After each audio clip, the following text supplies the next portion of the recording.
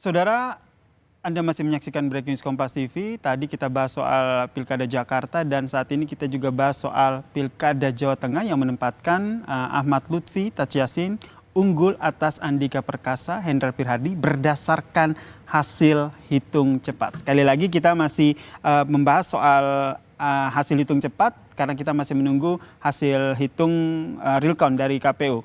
Mas Adit, kalau Mas Adit melihatnya kalau di Jawa Tengah sendiri ini sudah terprediksi akan unggul dari di Jawa Tengah sendiri memang beberapa lembaga survei kan termasuk juga Kompas itu relatif seimbang pada sebulan terakhir ini ya.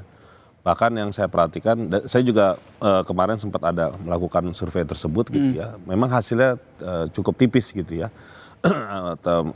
Untuk mengatakan kemenangan di Lutfi gitu ya. Tapi pada dasarnya yang menarik itu adalah ketika Pak Jokowi hadir dan ikut berkampanye dan kemudian ada beberapa teman lembaga survei merilis itu ada kenaikan yang berbeda secara signifikan.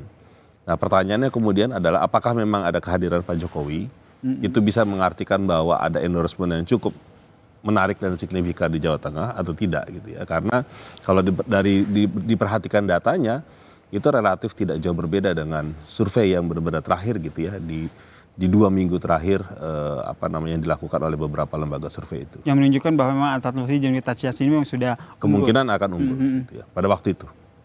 Gitu.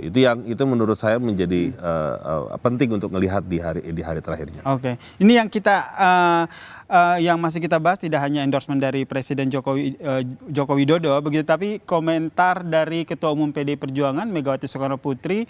Tapi usai jeda kita akan bahas lagi terkait dengan Pilkada Jawa Tengah. Tetaplah bersama kami di Breaking News Kompas.